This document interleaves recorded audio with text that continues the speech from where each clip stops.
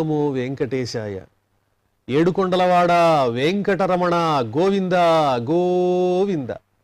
శ్రీ శ్రీనివాస శ్రీ వెంకటేశ గోవింద గోవింద. కలియుగ ప్రత్యక్ష దైవం శ్రీనివాస పరబ్రహ్మ అనుగ్రహ విశేషంతో వ్యాస విరచితమైనటువంటి శ్రీమద్భాగవతంలో ఉన్న విశేషాలు యథాశక్తి మనం సారాంశాన్ని తెలుసుకుంటూ ఉన్నాం. ప్రతి అధ్యాయంలో ఉన్నటువంటి సారాంశాన్ని ముందుగా వ్యాసుల వారికి నమస్కారం చేసుకుని, నారాయణం నమస్కృత్య నరం చైవ నరోత్తమం దేవీం సరస్వతీం వ్యాసం తతో జయముదీరయేత్. సుఖయోగీంద్రుల వారు పరీక్షిన్ మహారాజుకి చక్కని భగవద్జ్ఞానాన్ని అందిస్తున్నారు. భగవంతుని యొక్క జ్ఞానం తేలికగా అంతుపట్టేది కాదు. ఎందువల్లంటే అంతటి మహారాజు ధర్మరాజు మొదలైన వాళ్ళ వంశంలో జన్మించినటువంటి పరీక్షిన్ మహారాజుకే సందేహాలు కలుగుతూ ఉన్నాయి భగవత్తత్వ విషయంలో. అటువంటి మహారాజుకి కలిగిన సందేహాన్ని సంపూర్ణంగా నివృత్తి చేస్తూ మనకు కూడా ఒక చక్కని ఆ భగవద్జ్ఞానాన్ని అందిస్తూ ఉన్నారు సుఖయోగీంద్రుల వారు. ఈ మహావిష్ణువు కొందరి పట్ల ప్రేమను చూపిస్తున్నాడు, మరికొందరి పట్ల ద్వేషాన్ని చూపిస్తున్నాడు అన్నట్లుగా ఉందే. రాక్షసుల్ని సంహరిస్తున్నాడు, ఎప్పుడు ఇంద్రాది దేవతల్ని రక్షిస్తూ ఉన్నాడు అని అడిగినటువంటి ప్రశ్నకి సమగ్రమైనటువంటి సమాధానం అందిస్తూ ఉన్నారు సుఖయోగీంద్రుల వారు. ఉదాహరణ పూర్వకంగా వర్ణించి చెబుతున్నారు పరమాత్మ తత్వాన్ని. నాయన, పరమాత్మకు ప్రేమ, ద్వేషము, పక్షపాతము, దేహాభిమానము ఇలాంటివి ఏవి ఉండవు. సత్వరజస్తమో గుణాలనేటువంటి ఆ మాయతో కూడిన వాటిల్ని ఆయనే సృష్టిస్తూ ఉంటాడు, ఈ జగత్తుని నడిపిస్తూ ఉంటాడు. ఆయన లీలే ఈ సృష్టి అంతా కూడా. తనకి నచ్చినప్పుడు సృష్టిస్తూ ఉంటాడు, అలాగే నడిపిస్తూ ఉంటాడు, అలాగే లయం చేస్తూ ఉంటాడు. ఇది పరమాత్మ తత్వము అని వర్ణించి చెబుతూ ఒక చక్కని ఉదాహరణను కూడా తెలియజేస్తూ ఉన్నారు పరీక్షిన్ మహారాజుకు సుఖయోగీంద్రుల వారు. అత్రైవోదాహృత పూర్వం ఇతిహాసః సురర్షిణ ప్రీత్యా మహాక్రతౌ రాజన్ పృచ్ఛతే జాత శత్రవే. నాయన, ఇది వరకు ధర్మరాజు గారికి కూడా ఇలాంటి సందేహమే కలిగింది. ఆ సందేహాన్ని నారద మహర్షి తీర్చారు. ఆ విశేషాలన్నీ చెప్తాను, వినవలసింది. అత్రైవ ఉదాహృత పూర్వం. అత్రైవ అనేటువంటి పదంలోనే చాలా అర్థం ఉన్నది. అత్రైవ అంటే ఈ సందేహ విషయంలోనే. ఏమిటా సందేహము అంటే, ద్వేషాదిరహితస్యాపి దైత్యవధే నారదేన ఇతిహాసః ప్రస్తావితః. ద్వేషం లేనటువంటి పరమాత్మ ఎందువల్ల దైత్యుల్ని సంహరిస్తున్నాడు అన్న విషయాన్ని ప్రధానంగా చేసుకుని నారద మహర్షి ధర్మరాజునకు ఆ సందేహాన్ని నివృత్తి చేస్తూ ఉన్నారు. ఆ విషయాన్ని వినవలసింది అని సుఖయోగేంద్రుల వారు చెబుతూ, రాజసూయ యాగాన్ని నిర్వహిస్తూ ఉన్నాడు ధర్మరాజు. అందులో అగ్రపూజ శ్రీకృష్ణ పరమాత్మకు ఇవ్వబడింది. ఆ విషయాన్ని ప్రతిఘటించాడు శిశుపాలుడు. ఎంతోమంది పెద్దలున్నారు, భీష్మాదులున్నారు, వాళ్ళందరినీ వదిలిపెట్టి శ్రీకృష్ణుణ్ణి ఏ రకంగా మీరు అగ్రపూజకు మీరు నిర్ణయించుకున్నారు అని ప్రశ్నించటం ప్రారంభించాడు. ఆ సందర్భంలో అతన్ని శ్రీకృష్ణ పరమాత్మ తన దగ్గరున్నటువంటి సుదర్శన చక్రంతో అతని శిరస్సు ఖండించి వేశాడు. ఆ తరువాత విచిత్రంగా ఏం జరిగింది, ఆ శిశుపాలునిలో నుంచి ఒక దివ్యమైనటువంటి తేజస్సు వచ్చి ఆ శ్రీకృష్ణ పరమాత్మలో లీనమైపోయింది. అంతమంది మహారాజులు పెద్దలు చూస్తుండగా అక్కడ ధర్మరాజుకి సందేహం పట్టుకుంది. ఏమిటిది, పరమ నికృష్టుడు, దుష్టుడు, ఎప్పుడూ పరమాత్మను తోలనాడేటువంటి వాడు కదా, ఇలాంటి వాడు ఏ రకంగా పరమాత్మను చేరుకున్నాడు, ఆ విషయం నాకు అర్థం కావటం లేదు అని ధర్మరాజులో ఉన్నటువంటి ప్రధానమైన సందేహం. ధర్మరాజునకు ఉన్నటువంటి బిరుదు ఏమిటి, అజాతశత్రువు.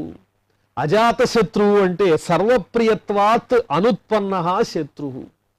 అందరికీ ఇష్టమైనటువంటి వాడు అవటం చేత, ఏనాడు ఎవరికి అపకారం చేయని వాడు అవటం చేత అతడికి శత్రువు అనేవాళ్ళు ఎవ్వరూ లేరు.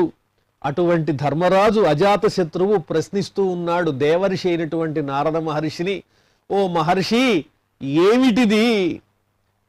ఈ రాజసూయ యాగంలో జరిగినటువంటి ఈ విచిత్రాన్ని నేను చూచి ఆశ్చర్యచకితుడవుతున్నాను అని ఆ మహాక్రతువులో అడుగుతున్న ధర్మరాజునకు నారద మహర్షి చెప్పారయ్యా, ఓ పరీక్షిన్ మహారాజా అని సుఖయోగీంద్రుల వారు వర్ణించి చెబుతున్నారు. దృష్ట్వా మహాద్భుతం రాజా రాజసూయే మహాక్రతౌ వాసుదేవే భగవతి సాయుధ్యం చేది భూభుజ. ఇది అద్భుతము, ఊహించినటువంటి పరిణామము. ఎందువల్లంటే భక్తులైతే పరమాత్మను చేరుకున్నారంటే అర్థం ఉన్నది నిరంతరము హరినామస్మరణ చేస్తూ ఆ శ్రీ మహావిష్ణువు యొక్క తత్వాన్ని అర్థం చేసుకోవడానికి ప్రయత్నించేటువంటి మహానుభావులు ఎంతో మంది ఉన్నారు. అదేవిధంగా ఎన్నో సంవత్సరాల పాటు అరణ్యాల్లో ఉంటూ మనస్సుని ఏకాగ్రం చేసుకుని ఇంద్రియాలన్నింటినీ కూడా మర్చిపోయి ఇంద్రియాల వల్ల జరిగేటువంటి ఆ చిత్ర విచిత్రాలన్నింటినీ త్యజించి ఎంతో నిగ్రహించి ఆహారాదులన్నీ కూడా విసర్జించి తదేక దీక్షతో ఆ పరమాత్మను దర్శించాలి అనేటువంటి ప్రయత్నంతో తపస్సు చేసే మహానుభావులు, ఋషులు, యోగులు, మహానుభావులు ఎంతో మంది ఉన్నారే. సనక సనందన సనత్కుమార సనత్సుజాతులకు కూడా ఎంతో దుర్లభమైనటువంటి ఆ భగవంతుని యొక్క దివ్యమైన సాయుధ్యం అనేటువంటిది ఈ పాపాత్ముడికి వచ్చిందా? ఈ శిశుపాలుడు ఏ విధంగా పరమాత్ముని పొందగలిగాడో నాకైతే అర్థం కావటం లేదు. ఈ చేది భూపాలుడైన శిశుపాలుడు చాలా దుష్టుడు కదా. తత్రాసీనం సుర ఋషిం రాజా పాండు సుతక్రతౌ పప్రచ్ఛ విస్మితమనాహ మునీనాం శృణ్వతామిదం. ఆ సభలో ఎంతో మంది మహానుభావులు కూడా ఉన్నారు. ధర్మరాజు ఎదురుకుండా ఋషులు ఉన్నారు. వాళ్ళందరూ తపస్సంపన్నులే, భగవద్జ్ఞానం కలిగినటువంటి వాళ్లే. వాళ్ళందరూ వింటుండగా ధర్మరాజు ప్రశ్నించాడు, ఏమిటి విచిత్రము? దయచేసి వర్ణించండి మహానుభావాన్ని ధర్మరాజు అడిగితే, యుధిష్ఠిరౌవాచ అహో అత్యద్భుతం హ్యేతత్ దుర్లభైకాంతినామపి వాసుదేవే పరే తత్వే ప్రాప్తిశ్చైద్యస్య విద్విషః. ఓ నారద మహర్షి, ఎల్లప్పుడూ పరమాత్మ పక్కనే ఉంటారు కదా. ఏకాంతినామపి, ఏకాంతినాం అంటే ఆ పరమాత్మని తప్ప వేరే విషయం ఏది కూడా తెలియనటువంటి వాళ్ళు ఉన్నారు. ఆయన దగ్గరే ఉంటూ ఉంటారు, ఆయన సేవ చేసుకుంటూ ఉంటారు, కృష్ణ కృష్ణ అంటూ ఉంటారు మహానుభావులు. అలా ఏకాంతంగా పరమాత్మ యొక్క అనుగ్రహాన్ని సంపాదించిన వాళ్ళకి కూడా ఆ సాయుధ్యం అనేటువంటిది దుర్లభమే అవుతూ ఉన్నది. మరి అద్భుతం ఏమిటి? పరతత్వమైనటువంటి ఆ శ్రీకృష్ణ పరమాత్మలో, ఆ వాసుదేవునిలో ఈ చైద్యుడైనటువంటి శిశుపాలుడు ఏ రకంగా చేరుతూ ఉన్నాడో చెప్పవలసింది. ఏతద్వేదితుమిచ్ఛామః సర్వ ఏవ వయం మునే భగవన్నిందయావేనో ద్విజయిస్తమసి పాతితః. మరి ఇదే రకంగా పరమాత్మని దూషించినటువంటి వాళ్ళల్లో మరొక రాజు కూడా ఉన్నాడు. అతనెవరు అంటే వేణుడు అనే పేరు కలిగినటువంటి వాడు. ఆ వేణుడెవరు? అంగుని యొక్క కుమారుడు. నేనే సర్వజ్ఞుణ్ణి, నాకన్నా గొప్పవాళ్ళు ఎవరూ లేరు, నా అంతటి మహానుభావుడు లేడు, నేనే దేవుణ్ణి, అందరూ నన్ను సేవించండి అని చెప్పడం మొదలెట్టాడు. ఆ వేణుడు ప్రజలందరినీ బాధ పెట్టాడు. మరి అలాంటి వాడేమో నశించిపోయాడు, అతనికి పరమాత్మ అనుగ్రహం కలగలేదు. శిశుపాలుడు కూడా అలాంటి వాడే కదా, ఇతను మాత్రం ఏ విధంగా పరమాత్మలో లీనమయ్యాడు? ఇది ప్రధానమైనటువంటి సందేహం. వేణుడు ఎలాంటి వాడు అంటే దొంగ నిద్రపోయేటువంటి వాడు. నిజమైన నిద్రపోయేటువంటి వాడిని మేల్కొలపచ్చు, లేవమంటే లేస్తారు కాసేపటికైనా. దొంగ నిద్రపోయేవాడిని ఎంతసేపు లేపినా లేవరు. అలాగే ఆ వేణుడు కూడా ఎటువంటి వాడు? అన్నీ తెలిసి కూడా మూర్ఖుడైనటువంటి వాడు, తెలిసినటువంటి వాడు. అందువల్ల ఆ వేణుని గతి ఏమైపోయింది అంటే అతడు అధఃపాతాళానికి వెళ్ళిపోయాడు. అతడు చేసేటువంటి దురాగతాలు చూచి బ్రాహ్మణోత్తములు, మంత్రవిధులు వీళ్ళంతా కూడా అతన్ని శపించారు. నీవు నశించుదువుగా కానీ హుంకారం చేయంగానే అతడు మరణించాడు. అతడు పరమాత్మను చేరుకోలేకపోయాడు. అలాంటి వాడే కదా శిశుపాలుడు కూడా. మరి శిశుపాలుడు ఏ విధంగా భగవంతుణ్ణి పొందగలిగాడు? వేనవత్తు నరకపాత ఏవ శిశుపాలస్యాపి ఉచితః. వేణుళ్లాగా ఈ శిశుపాలుడు కూడా నరకంలో పడడానికే యోగ్యుడు తప్ప భగవద్ అనుగ్రహానికి ఏ విధంగానూ యోగ్యుడు కాదు. ధర్మరాజు అంటేనే మహానుభావుడు. ఆయన మనసులో ప్రశ్నల పరంపర ఉదయిస్తూనే ఉంటుంది. జిజ్ఞాస ఎక్కువ. ఒక ఆలోచన కలిగిందంటే, సందేహం కలిగిందంటే ఆ సందేహం తీరేదాకా విడిచిపెట్టడు. అందువల్లనే మహానుభావుడు, ధర్మమూర్తి. సాక్షాత్తు అతడు ధర్మరాజు యొక్క అంశతో జన్మించినటువంటి వాడు. ఆ ధర్మరాజు అడిగినటువంటి ప్రశ్నలకు నారద మహర్షి సమాధానం చెప్పాలి. దమఘోష సుతః పాపః ఆరభ్య కలభాషణాత్ సంప్రత్యమర్షి గోవిందే దంతవక్త్రశ్చ దుర్మతి. దమఘోషుని యొక్క పుత్రుడు ఈ శిశుపాలుడు. ఓ నారద మహర్షి, వీడి గురించి నాకు తెలియదా? చిన్నప్పటి నుంచి వీడెవరు? సాక్షాత్తు మా పిన్ని గారు అబ్బాయే కదా. ఈ శిశుపాలుని యొక్క చిత్ర విచిత్రాలన్నీ నాకు తెలుసు. ఆరభ్య కలభాషణాత్, ముద్దు ముద్దు మాటలు మాట్లాడే సందర్భం నుంచి కూడా చిన్నపిల్లలు నోరు తిరక్క అత్త తాత ఇలా పిలుస్తూ ఉంటారు. అలాగా నోరు తిరగకుండా మాటలు అప్పుడే వస్తున్నటువంటి సందర్భం నుంచి, హృదయంగా పిల్లలు మాట్లాడే సందర్భం నుంచి ఈ శిశుపాలుడి పని ఏమిటి అంటే, ఆ ఊహ కొంచెం తెలుస్తున్నప్పుడల్లా కృష్ణుణ్ణి ద్వేషించటం, కృష్ణుణ్ణి విమర్శించటం. ఆ నోరు ఇచ్చినందుకు పవిత్రమైనటువంటి మాటలు మాట్లాడకుండా భగవత్ స్వరూపుడైనటువంటి పరమాత్మను దూషించటమే ఇతడి పని. ఇది నేను ఎరుగుదును మహానుభావ నారద మహర్షి. పాపహ, ఇతడు పరమ పాపాత్ముడు. ఏ కొంచెమైనా కూడా ఇతనిలో పుణ్యలేశమైనా లేదయ్యా. సంప్రత్యమర్షి గోవిందే. అమర్షి అంటే విపరీతమైన అసూయ, క్రోధము కలిగినటువంటి వాడు కృష్ణుని మీద. ఎందువల్ల అంటే ఎదుటివాడి ఎదుగుదలని తట్టుకోలేక బాధపడే వాళ్ళనే అసూయాపరులు అంటారు. దోషం లేకపోయినా ఉన్నట్లుగా ఆరోపణ చేస్తూ స్వీయ బుద్ధిలో ఉండేటువంటి అతి తెలివితేటలతో ఎదుటి వాళ్ళని తక్కువ చేయటానికి, 10 మందిలో అవమానించటానికి, ఏదైనా లొసుగు దొరికితే దాన్ని పెద్దదిగా చేసి 10 మందికి వివరించి చెప్పడానికి, అవమానించటానికి వెనకాడనటువంటి లక్షణం కలిగినటువంటి వాళ్లే అసూయాపరులు. వాళ్ళనే మత్సరులని పిలుస్తారు. అలాంటి అసూయ కలిగినటువంటి వాడు, విశేషించి కృష్ణ పరమాత్మ అంటే క్రోధం కలిగినటువంటి వాడు ఈ శిశుపాలుడు. అలాగే వీడి సోదరుడు దంతవక్త్రుడు కూడా గోవిందుణ్ణి ఈ రకంగా తోలనాడేవాడు ఏ విధంగా పరమాత్మలో ఐక్యమయ్యాడో నాకైతే అర్థం కావటం లేదు. భూమిని రక్షించేవాడినే గోవిందుడు అంటారు. సమస్తమైన భూభారాన్ని తొలగించటానికి ఒక రూపాన్ని ధరించి మానవునిగా మన ముందు ప్రత్యక్షమై తిరుగుతున్నటువంటి శ్రీకృష్ణ పరమాత్మ సాక్షాత్తు పరబ్రహ్మ స్వరూపమే తప్ప వేరొకరు కాదు. అలాంటి పరబ్రహ్మ అనుగ్రహాన్ని ఇంత నీచుడైనటువంటి శిశుపాలుడు ఏ విధంగా పొందాడో అర్థం కావటం లేదు. హరి సాధింతు హరిన్ గ్రసింతు హరిన్ ప్రాణాంతంబునొందింతు తా హరికిన్ వైరి నటంచు వీడు పటురోషాయత్తుడై ఎప్పుడు తిరుగున్ ప్రువదు నోరు వ్రీలిపడదా దేహంబు దాహంబుతో నరక ప్రాప్తియునందడు ఏ క్రియ జగన్నాథున్ ప్రవేశించనో. వీడు చెప్పే మాటలన్నీ దారుణమైనవే. పోతన వారు ఎంత చక్కగా అందమైనటువంటి పద్యంలో ఆ భావాన్ని ప్రకటించారో. హరి సాధింతు, నేను ఆ హరిని ఓడిస్తా, యుద్ధంలో హరిని గ్రసిస్తా అంటే మింగేస్తాను, ఆ హరిని ప్రాణాలతో ఉండనివ్వను, నేను ఆ శ్రీకృష్ణుడికి శత్రువుని, నాకు అతనితో తీవ్రమైన వైరం ఉన్నది అని చెప్పి అనుక్షణము కూడా వైరాన్ని తలుచుకుంటూ కృష్ణుణ్ణి మర్చిపోకుండా తిట్టుకునేటువంటి వాడు ఈ శిశుపాలుడు. ఇన్ని రకాల చేష్టలు చేసినటువంటి వీడి నోట్లో ఏదైనా రోగం వస్తే బాగుండా, నాలుకకి ఉచ్చనీచాలు లేకుండా మాట్లాడుతూ ఉన్నాడు. ఆ నోరు ఎందువల్ల ఇంకా పడిపోదు, మాటలు రాకుండా ఉంటే బాగుండు కదా. ఈ దేహం, వాడి దేహం ఎందువల్ల పడిపోదు, వీడు నరకాన్ని ఎందుకు పొందటం లేదు.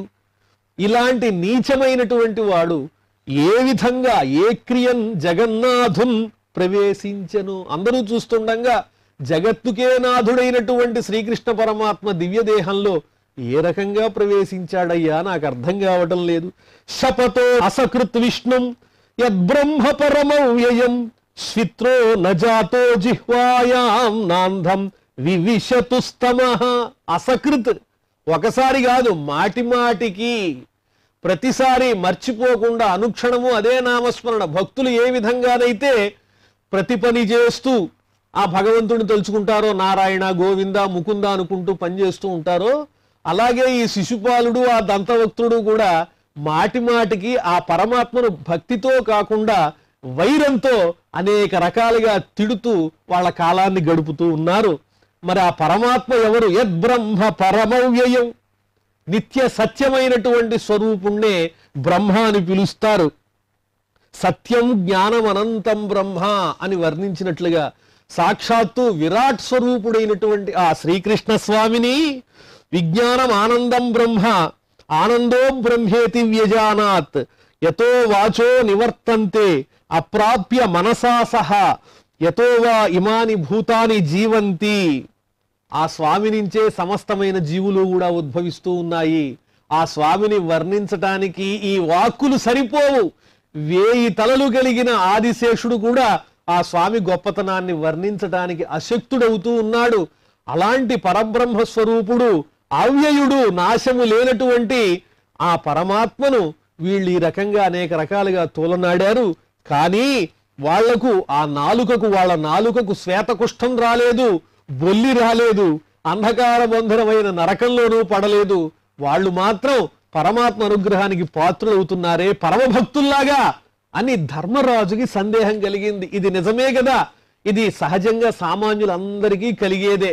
నేను ఆ పరమాత్మని ఏనాటి నుంచో ప్రార్థన చేస్తూ ఉన్నాను, ఆయన్నే నమ్ముకున్నాను, కష్టాలన్నీ నాకే వస్తున్నాయి అని అనుకుంటూ ఉంటాం కదా. అలా కాకుండా పరమాత్మని ద్వేషించే వాళ్ళు మాత్రం కొంతమంది బాగున్నట్టుగా కూడా మనం ప్రపంచంలో చూసి మాయకి లోనవుతూ ఉంటాము. ఇలాంటి సందేహం ధర్మరాజుది మాత్రమే కాదు, సామాన్యులది కూడా. అలా అడిగేటప్పటికీ ఏతద్భ్రామ్యతి మే బుద్ధి దీపార్చిరివ వాయున బ్రూహ్యేదద్భుతతమం భగవాంస్తత్ర కారణం. ధర్మరాజంతటి వాడికి మతి చెలించిపోయింది. ఏతద్భ్రామ్యతి మే బుద్ధి, నా బుద్ధి కాస్త అటు ఇటు చల్లా చెదరై తిరుగుతోంది.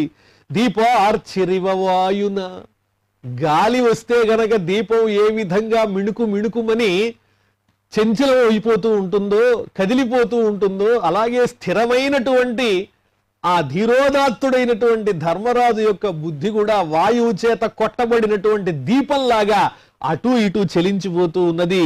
అందువల్ల ఓ మహానుభావ, బ్రూహ్యేతదద్భుతతమం భగవాంస్తత్ర కారణం, ఇదంతా నువ్వే చెప్పాలి, నువ్వే ప్రమాణం మాకు నారద మహర్షి, నీ మాట అంటే మాకు ప్రమాణం, నువ్వు చెప్తే మేము శ్రద్ధగా వింటాం, అసలు ఇందులో ఉన్నటువంటి ధర్మ సూక్ష్మం ఏమిటో నాకు వివరించి చెప్పవలసింది అని చెప్పి ఆ ధర్మరాజు నారద మహర్షిని ప్రశ్నిస్తూ ఉన్నారు. శ్రీ సుఖవాచ, పరీక్షిత్తుకి సుఖ మహర్షి వర్ణిస్తూ చెప్తున్నారు. రాజ్యస్తద్వచ ఆకర్ణ్య నారదో భగవాన్ ఋషి తుష్టః ప్రాహతమాభాష్య శృణ్వత్యాస్తత్సదః కథాః. నవ్వుకున్నాడు నారద మహర్షి చిరుమందహాసంతో ఆ ధర్మరాజును చూచి నాయనా అని సంబోధిస్తూ, ఇందులో ఉన్నటువంటి రహస్యాన్ని నేను చెప్తాను అని తుష్టః ప్రాహ. శ్రద్ధతో ప్రశ్నించేటువంటి వాళ్ళని చూస్తే మహానుభావులకి ఆనందం కలుగుతుంది.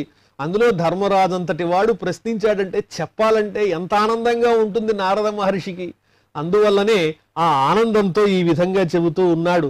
ఆభాష్య, సంబోధించాడు, నాయనా అని ధర్మరాజుని సంబోధించి శృణ్వత్యాస్తత్సదః కథాః, ఆయన చెప్పే విషయాలన్నీ సభలో ఉన్న వాళ్ళందరూ వినే విధంగా ఎంతో అద్భుతంగా ఆ ధర్మ సూక్ష్మాన్ని వివరించి చెబుతున్నారు. నిందనస్తవ సత్కారన్యకారార్థం కలేవరం ప్రధాన పరయో రాజన్ అవివేకేన కల్పితం. నింద, అదేవిధంగా స్తవము అంటే స్తోత్రము, సత్కారము, తిరస్కారము, ఇవన్నీ కూడా పరమాత్మకు ఉంటాయా ఓ ధర్మరాజా? ఈ ప్రకృతికి పురుషుడికి ఉన్నటువంటి ప్రకృతి పురుషుల యొక్క భేదాన్ని తెలియనటువంటి పామరులు ఎవరైతే ఉంటారో వారు దేహాభిమానం వల్ల ఈ నిందని స్తుతిని తమకి అన్వయించుకుని ఈ దేహమే శాశ్వతం అనుకుని బాధపడుతూ ఉంటారు. ఈ నిందా స్తవం అనేటువంటివి వాచిక దోషములు. అలాగే సత్కారము న్యక్కారము అంటే సత్కార తిరస్కారాలు ఈ రెండూ కూడా కాయిక మానసికమైనటువంటి దోషాలు. వాటిల్ని గ్రహించేది ఎవరు అంటే దేహం ఉన్నటువంటి ప్రాణులు తప్ప పరమాత్మకు వీటికి సంబంధించినటువంటి సంగము ఏమాత్రము అంటదు లేదు. కాబట్టి మనం ఏ విధంగానైతే ఎవరైనా ఒక స్తోత్రం చేయంగానే పొంగిపోతూ ఉంటామో, ఒక దూషణ చేయంగానే బాధపడి దుఃఖంలోకి వెళ్ళిపోతూ ఉంటామో, ఆ విధంగా పరమాత్మ వీటికి లోనయ్యేటువంటి లక్షణం కలిగినటువంటి వాడు కాదు. దివ్యమైన సత్వసంపన్నుడైన వైకుంఠవాసుడైన శ్రీ మహావిష్ణువు ఎక్కడ, సామాన్యులమైనటువంటి మనమెక్కడ? కాబట్టి ఈ విషయంలో నువ్వు ఏ విధంగానూ శంకించవలదయ్యా. ఉన్నది లేనట్లుగా మన దగ్గర చెప్పేవాళ్ళు ఉంటారు, లేనిది కూడా ఉన్నట్టుగా వర్ణిస్తూ ఉంటారు. వాళ్ళ ఆనందం కోసం, ప్రయోజనాల కోసం. భగవంతుడు మాత్రం చిత్తశుద్ధితో ఉన్నటువంటి మనస్సుని మాత్రమే చూస్తాడు తప్ప ఈ మాటలకు చేతలకు ఆయన ఏమాత్రము చెలించడు. ప్రకృతి కన్నా పరమైనటువంటి వాడు ఆ పరమాత్మ. ఆయన మన్ని మాయ చేస్తాడు తప్ప ఆయన్ని మాయ చేసేవాళ్ళు ఈ ప్రపంచంలో ఎవరూ లేరు. హింసా తదభిమానేన దండపారుష్యయోర్యథ వైషమ్యమిహ భూతానాం మమాహమితి పార్థివ. మమ అహం ఈ రెండు పదాలున్నాయే, ఈ రెండు పదాలే చాలా నష్టాన్ని కలిగిస్తాయి. మమ అంటే నాది, అహం అంటే నేను అనేటువంటి భావన. ఎంత విద్యను అభ్యసించినా, ఎన్ని గొప్ప చదువులు చదివి పండితులమైనా అనుకున్నప్పటికీ కూడా నేను నాది అనేటువంటి అహంకార బుద్ధి పోదు. ఇదంతా నాకే, నేనే కర్తను, నేనే వీటన్నింటినీ కూడా నడిపించేటువంటి వాణ్ణి అని కర్తృత్వము భోక్తృత్వం అనేటువంటి లక్షణాలను అలవరుచుకుని మాయలో పడి కొట్టుకుంటూ పరమాత్మతత్వాన్ని తెలుసుకోలేని వాళ్ళు ఎంతోమంది ఉన్నారు. అలాంటి వాళ్లకు మాత్రమే ఈ దండనము, హింస అనే విషయాలు తెలుస్తూ ఉంటాయి. అవేవో తమనే చేస్తున్నారనేటువంటి భావన కూడా కలుగుతూ ఉంటుంది. ఆ వైషమ్య భావం అనేది కలుగుతుంది. కానీ పరమాత్మకు ఇవేమీ లేవు. హింసా తదభిమానేన, తదభిమానేన అంటే దేహాభిమానం చేతనే. ఈ దేహాన్ని నిజమనుకుని భ్రాంతి పడే వాళ్ళు ఎవరైతే ఉంటారో వాళ్ళు మాత్రమే నేను నాది అనేటువంటి వైషమ్య భావం కలుగుతూ ఉంటుంది. యస్య అభిమానో నాస్తి అస్య పరమేశ్వరస్య హింస కేన హేతునా కల్ప్యతే. అసలు అభిమానమే లేని వాడికి నిర్గుణమైన పరబ్రహ్మ స్వరూపునకు హింస అనేది ఏ రకంగా కలుగుతుంది? ఆయనకు నేను నాది అనే భావనే లేదు. కాబట్టి ఈ శిశుపాలుడు చెప్పేటువంటి వెర్రి వెర్రి మాటలు చేష్టలు అసలు పరమాత్మకు చెందవు. ఆయన అవేమీ పట్టించుకోడు. వారిలో ఉన్నటువంటి ఏకాగ్రత ఎటువంటిది అని మాత్రమే చూస్తాడు. ఇతడికి ఏ విధంగానైనా నా మీద మనస్సు లగ్నమైందా లేదా అని చూస్తాడు తప్ప ఆ చెప్పేటువంటి మాటలను ఈ దేహానికి తీసుకునేటువంటి అమాయకుడా పరమాత్మ. అవన్నీ సామాన్యులు చేస్తూ ఉంటారు. మనలో గొప్పతనం లేకపోయినా మన దగ్గర ఏదైనా ఒక స్వార్థం కోసం దగ్గరకు వచ్చి మనని పొగిడితే ఆ ఆనందంతో వారికి మేలు చేసేటువంటి పామరులైనటువంటి మానవుల్లాగా ఆలోచించేటువంటి వాడు కాదు ఆ పరమాత్మ. ఆయన అద్వితీయుడు అని వర్ణించి చెబుతున్నారు నారద మహర్షి.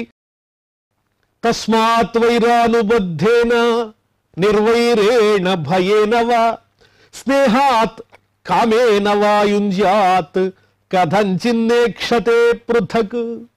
నిజానికి శిశుపాలుడు ఒక రకంగా నిజమైనటువంటి భక్తుడు. ఎలాగో వర్ణించి చెప్తున్నాను విను. ఏ భావంతోనైనా కూడా ఆ భగవంతుణ్ణి పొందొచ్చు, ఆయన మీద మనస్సుని నిలపవచ్చు. ఏ రకంగా కొన్ని రకాల లక్షణాలు చెబుతూ ఉన్నారు. వైరానుబద్ధేన శత్రుత్వంతో కూడా పరమాత్మను పొందవచ్చు. ఇదిగో శిశుపాలుడే ఉదాహరణ.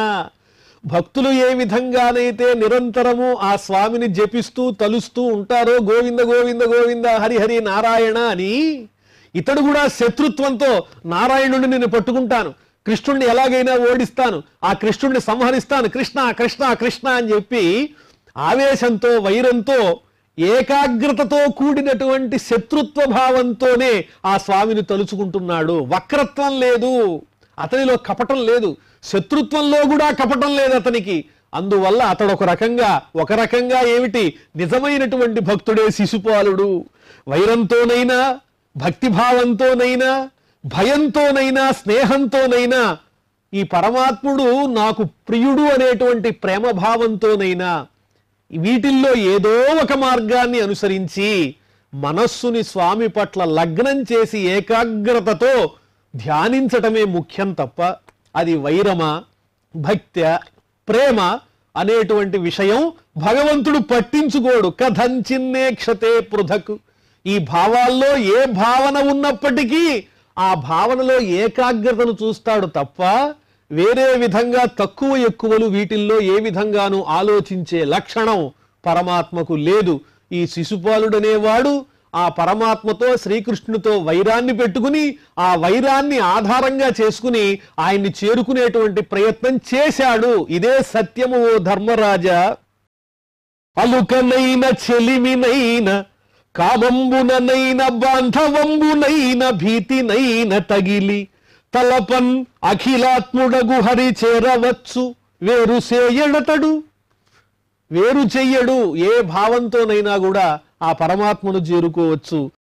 యథా వైరానుబంధేన మర్త్యస్తన్మయతామియాత్ న తథా భక్తి యోగేన ఇతి మే నిశ్చితామతి. ఇంకా చెప్పాలంటే వైరంతో ఏ విధంగానైతే ఏకాగ్రతతో పరమాత్మను పొందవచ్చో ఆ విధంగా ఇతర మార్గములతో పొందలేము కూడా. మానవుడు వైరభావంతోనైనా పొందవచ్చు, అంత గొప్పగా ఇతరమైనటువంటి భావాలతో పొందలేడు. యథా వైరానుబంధేన మర్త్య తన్మయతామియాత్. ఆ పరమాత్మలో ఐక్యాన్ని వైరంతోనే ఇంకా బాగా పొందగలుగుతాడు. ఆ విధంగా నా తథా భక్తి యోగేన, భక్తి మార్గంతో కూడా ఆ విధంగా పొందలేడు. అంత ఏకాగ్రత కుదురుతుంది వైరంలో అని చెప్పి నారద మహర్షి వర్ణిస్తున్నారు. అందువల్లనే లోకంలో మనం చాలా మందిని చూస్తూ ఉంటాము. మహాత్ములైనటువంటి వాళ్ళు మన పక్కన సంచరిస్తున్నా కూడా మనం వారిని గుర్తించలేం. వాళ్ళని ఏమనుకుంటాం, అమాయకులు అనుకుంటాం, పిచ్చివాళ్ళు అనుకుంటాం. వీళ్ళు మనకి ఈ సమాజానికి ఎందుకు ఉపయోగపడననేటువంటి భావంతో ఉంటాం. కానీ ఎవరిలో ఏ జ్ఞానం ఉందో, ఎవరు నిజంగా భగవంతుని భక్తులో తెలుసుకోదగిన మహాత్ములు ఎవరున్నారు గనక వాటికి ఉదాహరణ చెబుతూ ఉన్నారు నారద మహర్షి. కీటః పేషస్కృతారుద్ధః కుడ్యాయాం తదనుస్మరన్ సంరంభ భయయోగేన విందతే తత్స్వరూపతాం. మంచి ఉదాహరణ. ఏదైనా అర్థం కావాలంటే సోదాహరణంగా చెబితే బాగా తెలుస్తుంది. అందులో నారద మహర్షి చక్కగా భగవతత్వాన్ని వర్ణించడంలో సిద్ధాస్తులు కాబట్టి ధర్మరాజంతటి జ్ఞానికి ఎంతో విశదంగా విపులంగా చెబుతున్నారు. ఆ వంకతో మనందరికీ కూడా చెబుతున్నారు. కీటః పేషస్కృతారుద్ధః. ఒక పురుగు భ్రమరం చేత బంధింపబడుతుంది. బంధింపబడి కుడ్యాయాం తదనుస్మరన్. ఆ గోడకి బంధింపబడినటువంటి ఆ పురుగు ఏం చేస్తుంది, తనని బంధించినటువంటి ఆ భ్రమరం మీద కోపం పెట్టుకుంటుంది, భయాన్ని కూడా పెట్టుకుంటుంది. రెండు రకాలైన భావాలు ఉంటాయి ఆ కీటకానికి ఆ భ్రమరం మీద. సంరంభ భయయోగేన. సంరంభము భయము రెండూ ఉంటాయి. ద్వేషంతోనూ అదే విధంగా భయంతోనూ ఆ భ్రమరాన్నే తలుచుకుంటూ తలుచుకుంటూ ఆ కీటకం కూడా విందతే తత్స్వరూపతాం. ఆ భ్రమరంతో సమానమైనటువంటి రూపాన్ని పొందుతుంది. అలాగే శిశుపాలుడు కూడా శ్రీకృష్ణ పరమాత్మను తదేకంగా ధ్యానిస్తూ భయంతోనూ ద్వేషంతోనూ, భయం కూడా ఉంది. ఇంతటి పరమాత్ముడు శ్రీకృష్ణుడు ఘటనాఘటన సమర్థుడు. చిన్నతనంలోనే ఎంతో మంది రాక్షసులందరినీ సంహరించినటువంటి వాడు. అటువంటి శ్రీకృష్ణుని పట్ల భయము ఉంది. అలాగే ఆయన గొప్పతనాన్ని ఒప్పుకోలేనటువంటి అసూయ, ద్వేషము అవి కూడా ఉన్నాయి. కాబట్టి ఏ విధంగానైనా సరే ఆ పరమాత్మను నేను వైరంతోనైనా బాధ పెట్టాలి అని తదేకంగా చిత్తంతో బాగా స్మరించాడు. చిట్ట చివరకు ఆ పరమాత్మలోనే లీనమైపోయాడయ్యా ధర్మరాజా. ఏవం కృష్ణే భగవతి మాయామనుజ ఈశ్వరే వైరేణ పూత పాప్మానః తమాపురను చింతయ కృష్ణుడంటే ఎవరనుకుంటున్నావు నువ్వు? మీ మిత్రుడు అనుకుంటున్నావా? సాక్షాత్తు భగవంతుడయ్యా, ఇది నీకు తెలిసిన విషయమే కదా. మాయా మనుజ, మాయా మనుజే ఈశ్వరే కృష్ణే భగవతి వైరేణ. మాయా మనుజ అంటే మానవ రూపంలో కనిపిస్తున్నాడు. ఆ మానవ రూపాన్ని కూడా తన మాయతో ఏర్పాటు చేసుకున్నాడు తప్ప నిజానికి ఆయన మానవ మాతృడైతే కాదు. అలాంటి పరమాత్మ యందు వైరభావంతో మనస్సు లగ్నం చేసి పూతపాప్మానః, తమ యొక్క పాపాన్ని పోగొట్టుకున్నటువంటి వాళ్ళై పునీతులై తమాపురనుచింతయ, ఆయన్ని ఎంతో మంది పొందారు. వారిలో ఈ శిశుపాలుడు దంతవక్తుడు కూడా ఉన్నారు. కాబట్టి ఇందులో ఆశ్చర్యపడడానికి ఏమీ లేదు. ఇంకా ముఖ్యమైనటువంటి విషయాన్ని చెబుతున్నాను వినయ్యా. కామాత్ ద్వేషాత్ భయాత్ స్నేహాత్ యథా భక్త్యేశ్వరే మనః ఆవేశ్య తదఘం హిత్వా బహవః తద్గతిం గతాః. ఎంతో మంది భక్తుల యొక్క వృత్తాంతాలున్నాయి. ఆ స్వామిని ప్రేమించినటువంటి వాళ్ళు ఉన్నారు, ద్వేషించినటువంటి వాళ్ళు ఉన్నారు, ఆయన్ని చూచి భయపడినటువంటి వాళ్ళు ఉన్నారు, ఆయనతో స్నేహం చేసినటువంటి వాళ్ళు ఉన్నారు, అనన్యమైన మనస్సుతో భక్తి మార్గంతో ఆ స్వామిని చేరుకున్న వాళ్ళు ఉన్నారు. తమ తమ పాపాలన్నింటినీ కూడా పోగొట్టుకుని ఎంతో మంది ఆ పరమాత్మ సన్నిధిని పొందారయ్యా. అందువల్ల శిశుపాలుడు శ్రీకృష్ణ పరమాత్మలో లీనమవటం అనేది ఆశ్చర్యకరమైన విషయమే కాదు, అది కూడా ఒక అచంచలమైనటువంటి భక్తి మార్గమే. ఇంకా ఉదాహరణ చెబుతున్నారు చక్కగా. గోప్యః కామాత్ భయాత్ కంసో ద్వేషాత్ చైత్యాదయో నృపాః సంబంధాత్ వృష్ణయో స్నేహాత్ యూయం భక్త్యా వయం విభో. ప్రత్యక్షంగా కనిపిస్తున్నటువంటి ప్రమాణాలు ధర్మరాజుకి చూపిస్తున్నారు నారద మహర్షి. గోప్యః కామాత్, ఆ స్వామి పట్ల ఉన్నటువంటి అచంచలమైన ప్రేమ భావంతో ఈ గోపికలు అదేవిధంగా గోపాలకులు అందరూ కూడా ఆ స్వామి అనుగ్రహాన్ని పొందారు. భయాత్ కంసః, ఆయన మీద ఉన్నటువంటి భయం వల్ల కంసుడు కూడా లేచిన దగ్గర నుంచి శ్రీకృష్ణుడు నన్ను ఎప్పుడు చంపేస్తాడో, దేవకీదేవి అష్టమ గర్భం వల్ల నాకు మరణం ఉంది అని తెలిసిన నాటి నుంచి ఆ కృష్ణుడు ఎప్పుడు తనని సంహరిస్తాడో, ఎప్పుడు వస్తాడో అని భయపడుతూనే కంసుడు తన జీవితాన్నంతా గడిపేశాడు. ఆ విధంగా భయం వల్ల కంసుడు ద్వేషా చైద్యాదయ, ఆ స్వామితో ద్వేషాన్ని పెట్టుకుని ఇదిగో ఈ శిశుపాలుడు మొదలైనటువంటి వాళ్ళు. సంబంధాత్ వృష్ణయ, ఆయనతో ఉన్న చక్కని అనుబంధంతో చుట్టరికంతో వృష్ణయ, యదువంశంలో ఉన్న వాళ్ళందరూ ఉద్ధరింపబడ్డారు. స్నేహాత్ యూయం, అంతటి మహానుభావునితో స్నేహం చేయటం వల్ల ఓ పాండవ శ్రేష్ఠ ధర్మరాజా, పాండవులందరూ మీరందరూ కూడా ఆయన అనుగ్రహాన్ని పొందారు.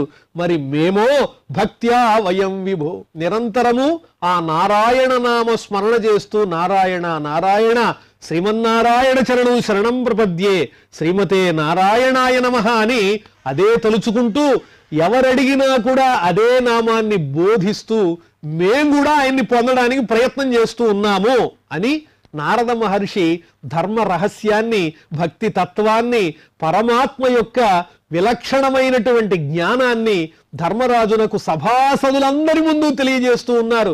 ఇది మనం కూడా తప్పకుండా తెలుసుకోదగినటువంటి అంశము.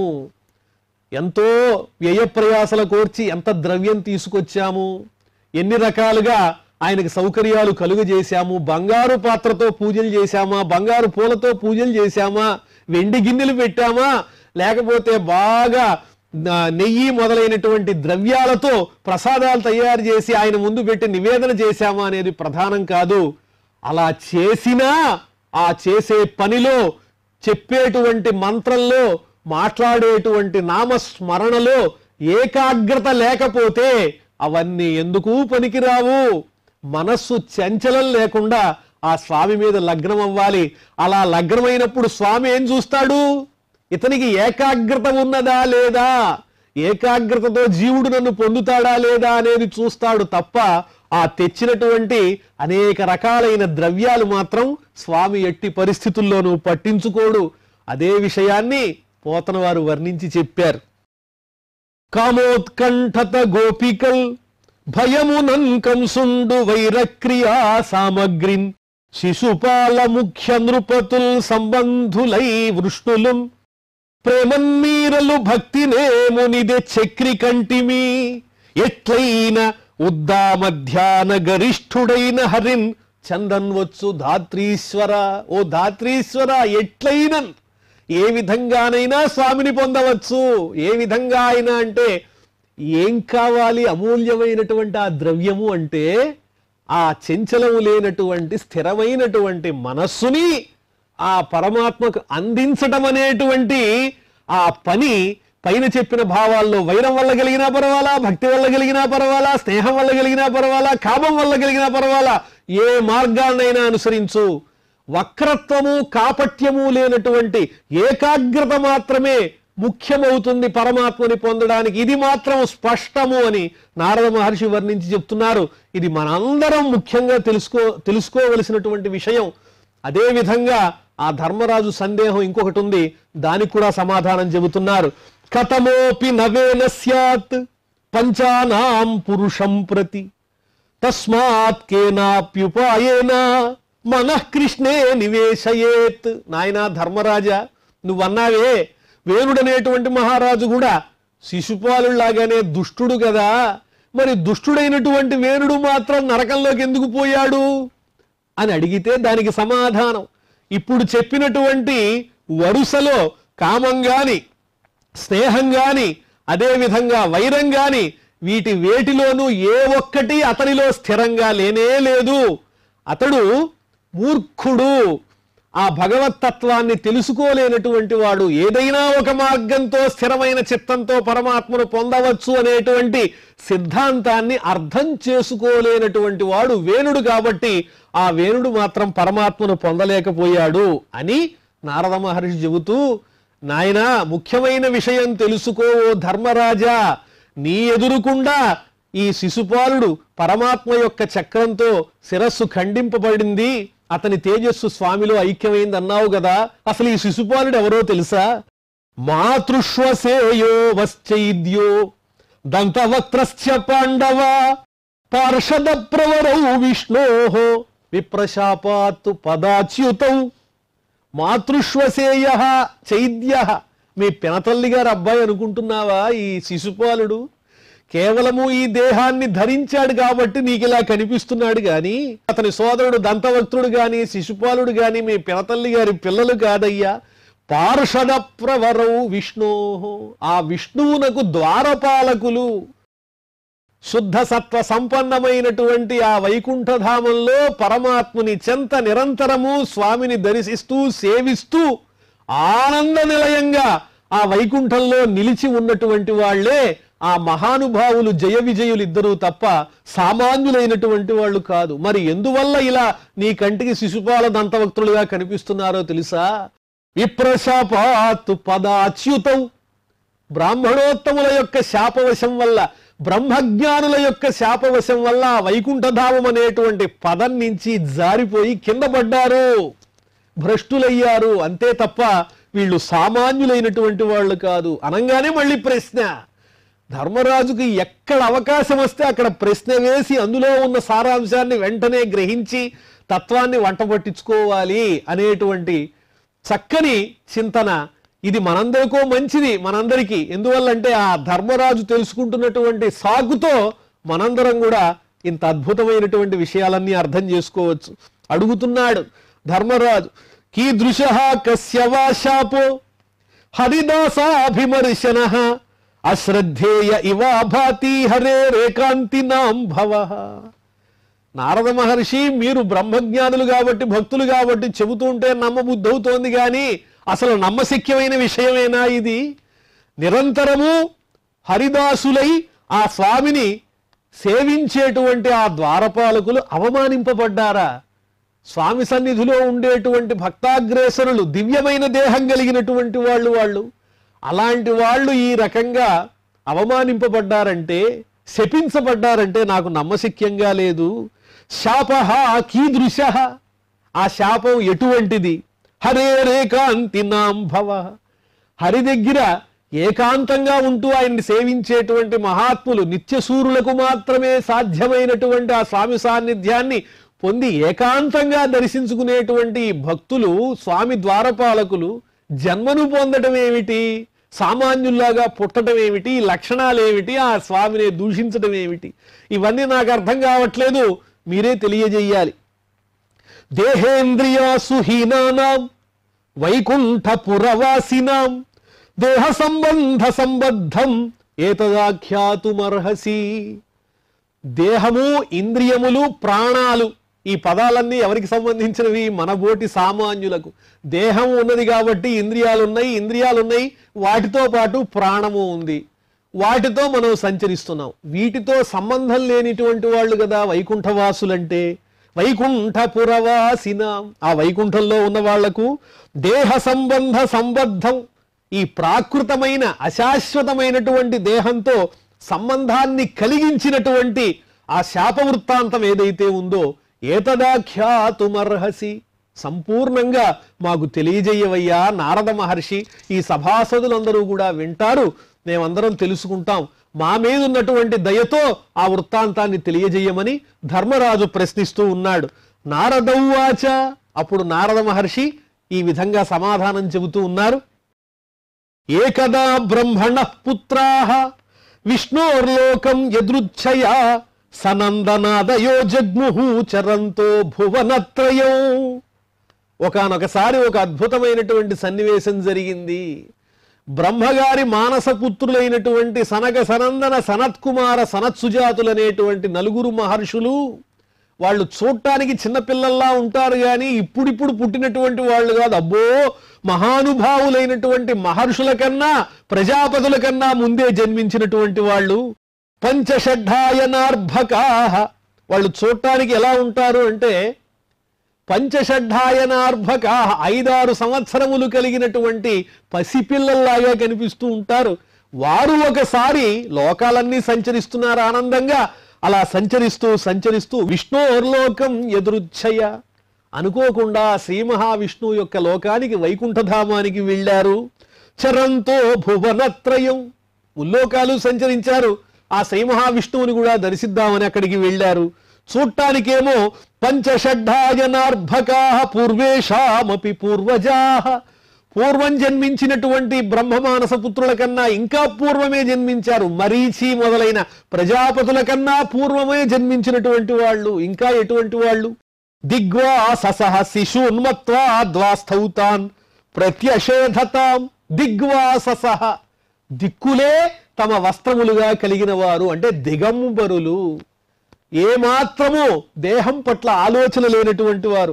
అలాంటి వాళ్ళని శిశూన్మత్వా, వాళ్ళేదో చిన్నపిల్లలు ఆటకాయితనంగా ఏ వైకుంఠానికి వచ్చేశారు, ఆ స్వామి దగ్గరికి వెళ్ళిపోతున్నారని భావన చేశారు ఈ ద్వారపాలకులైనటువంటి జయ విజయులు ఇద్దరూ కూడా. ద్వాస్థౌ, ఆ ద్వారం దగ్గర ఉన్నటువంటి వాళ్ళిద్దరూ కూడా తాను ప్రత్యషేధతాం, వాళ్ళిద్దరిని అడ్డగించారు. ఎవరు మీరు? వైకుంఠానికి ఎవరు పడితే వాళ్ళు ప్రవేశించడానికి వీల్లేదు. మీరు చూస్తేనేమో పసిపిల్లల్లా ఉన్నారు, ఏమిటి స్వరూపాలు, ఎప్పుడు అనుకుంటే అప్పుడు స్వామివారి దర్శనానికి వెళ్ళటం సాధ్యమేనా అని చెప్పి కాస్త అహంకారాన్ని పొందినటువంటి వాళ్ళ ఏకాంత భక్తులు కదా. ఎప్పుడూ స్వామిని సేవించేటువంటి వాళ్లకు ఈ పిల్లల్ని చూడంగానే వీళ్ళు పసిపిల్లలు, వీళ్ళని ఆపాలి అనిపించింది. వెంటనే వాళ్ళని కాస్త అడ్డగించారు. అక్కడితో సమస్య ప్రారంభం అయిపోయింది. వెంటనే ఆ బాలుల రూపంలో ఉన్నటువంటి ఆ మహాత్ములైన ఆ సనక సనందన సనత్కుమార్ సనత్సుజాతులు నలుగురు కూడా అశపన్ కుపితాయేవం యువాం వాసంచ నచార్హత రజస్తమోభ్యాం రహితే పాదమూలే మధుద్విష. మీరున్న చోటేమిటి, మీలో కనిపిస్తున్నటువంటి భావం ఏమిటి?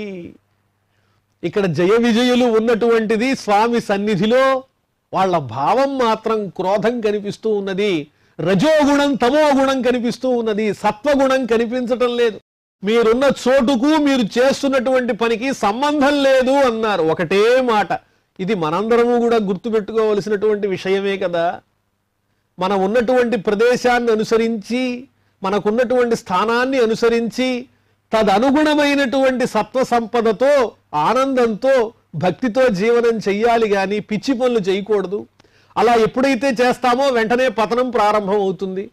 మీరిద్దరూ ద్వారపాలకులయ్యుండి సత్వసంపన్నుడైన దివ్యదేహధారి అయినటువంటి ఆ వైకుంఠవాసుడైన పరమాత్ముని చెంత ఉంటూ ఈ రకంగా సత్వగుణాన్ని విడిచిపెట్టి రజోగుణంతో తమోగుణంతో మీరు ఈ రకంగా ప్రవర్తించటం అనేది చాలా పొరపాటు అని ఆ మహర్షులు భావన చేసి నచ అర్హత, మీకు ఇక్కడ ఉండే అర్హత మీరు కోల్పోయారు, మీరు వైకుంఠంలో ఉండడానికి తగినటువంటి వాళ్ళు కాదు అని ఆ శపించారు. ఎందువల్లంటే రజస్తమోభ్యాం రహితే పాదమూలే మధుద్విష, రజోగుణం తమోగుణం ఏమాత్రమూ లేనటువంటి ఆ మధు అనే రాక్షసునకు శత్రువై అతన్ని నిర్మూలించినటువంటి ఆ స్వామి శ్రీ మహావిష్ణువు చెంత పాదమూలే, ఆయన పాదాలను ఆశ్రయించే అధికారం మీకు లేదు. పాపిష్ఠా మాసురీం యోనిం బాలిశౌ యాతమాశ్వత, కాబట్టి పరమ పాపాత్మకమైనటువంటి ఆసురీం యోనిం, అసుర లక్షణాలతో కూడినటువంటి జన్మలను మీరు పొందండి, వెంటనే ఇక్కడి నుంచి వెళ్ళిపోండి, వైకుంఠాన్ని ఖాళీ చేసేయండి. ఆసు అంటే శీఘ్రం, మీలాంటి వాళ్ళు ఇక్కడ ఒక్క క్షణం కూడా ఉండడానికి అర్హత లేదు మీకు, వెంటనే వెళ్ళిపోండి అని చెప్పి ఆ మహర్షులు శపించారు. ఈ శాప వృత్తాంతాన్ని నారద మహర్షి ధర్మరాజునకు తెలియజేస్తూ ఉన్నారు. మరి ఆ జన్మ వృత్తాంతములు ఏమిటో, వాళ్ళు ఏ విధమైన జన్మలను ధరించారో ఆ విశేషాలన్నీ మనం మరలా తెలుసుకుందాం. ఇప్పుడు స్వామివారికి క్షమాప్రార్థనాదులు తెలుపుకుందాం. అథ క్షమాప్రార్థన యదక్షరపద భ్రష్టం మాత్రాహీనంచ యద్భవేత్ తత్సర్వం క్షమ్యతాం దేవ నారాయణ నమోస్తుతే. శ్రియఃకాంతాయ కళ్యాణ నిధయే నిధయేర్ధినాం శ్రీవేంకట నివాసాయ శ్రీనివాసాయ మంగళం.